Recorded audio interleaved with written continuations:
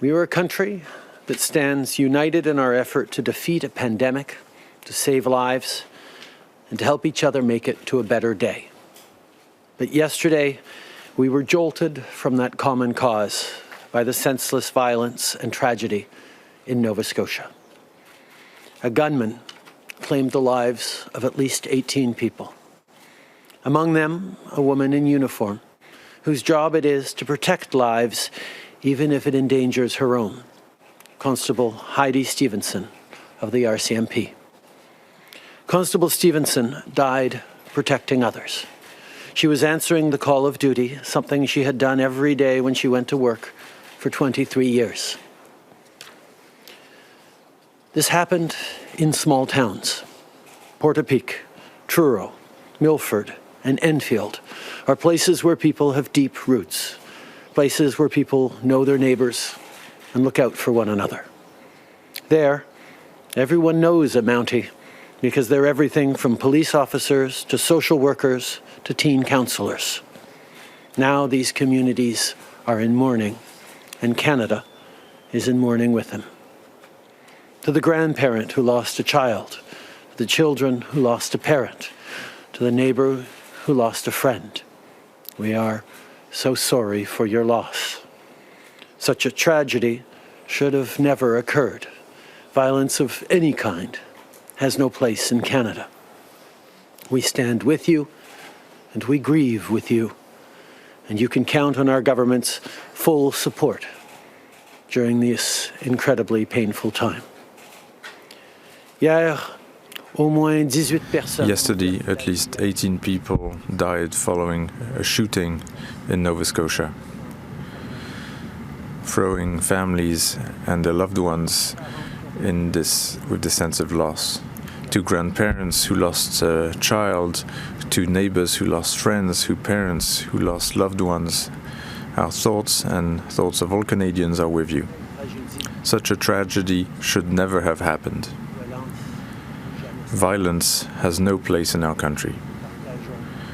We share your loss, and we are wholeheartedly with you through these very painful moments. I also want to wish a full and speedy recovery to all those injured, including another RCMP officer. Canada is a vast and sweeping country filled with long stretches of lonely roads. With unwavering courage and compassion, our Royal Canadian Mounted Police patrol these roads to keep us safe, as they have for over 100 years.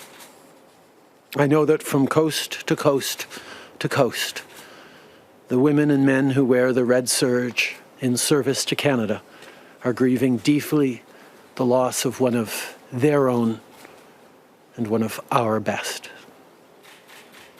This tragedy is a painful reminder of the risks all of our first responders take to keep us safe, of the sacrifices they make every single day to protect our communities. Paramedics, doctors, nurses, firefighters, and police officers, they're always here for us. They've been stepping up through the pandemic, and yesterday in Nova Scotia, they showed that bravery. I want to take a moment to thank them all for their professionalism and their courage. Many of you are already working overtime because of this pandemic. Our communities need you now more than ever, and I know that can weigh on you at times. These are exceptional circumstances, yet you did what you always do. You ran towards danger. Without pause, without hesitation, you put your life on the line. On behalf of all Canadians, thank you for your service. I will take a minute to thank all the first responders for their courage and professionalism.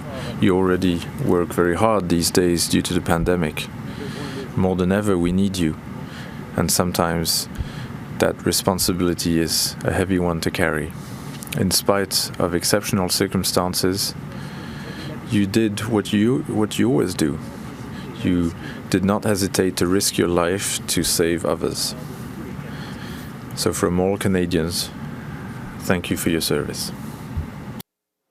This day is made all the more difficult because of the precious lives lost and the senseless act of one person.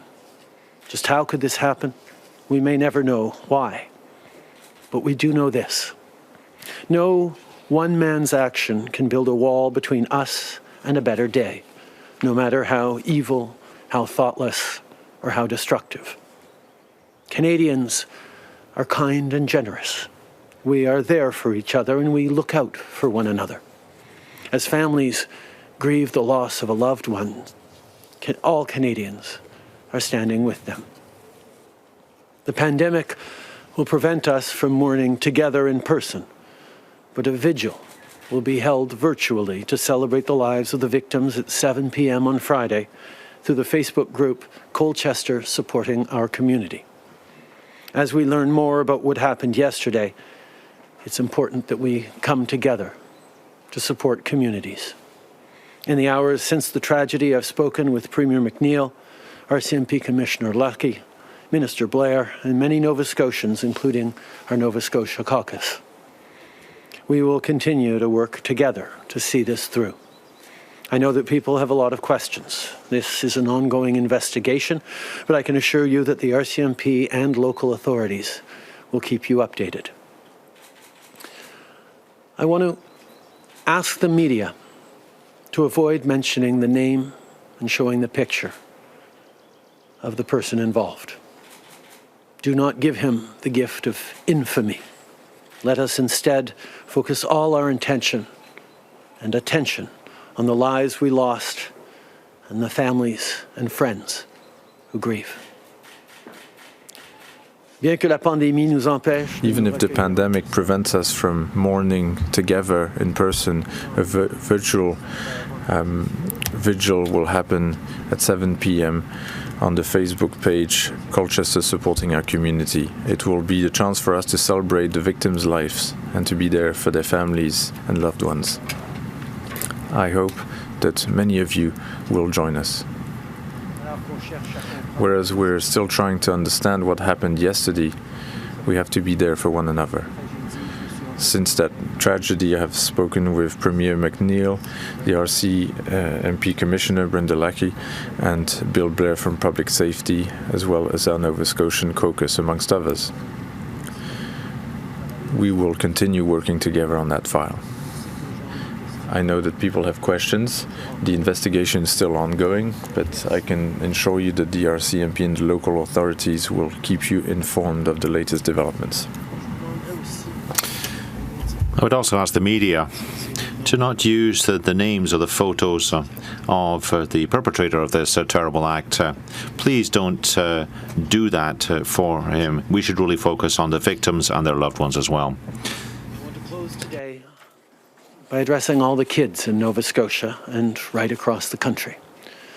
I know the world can seem like a mean and ugly place right now, but there's a whole lot of good in the world too. You'll see it in your neighbours and in Canadians in the days and weeks and months ahead. This is a difficult time, and it can be a scary time too. But we're here for you, and we're going to get through this together. I promise.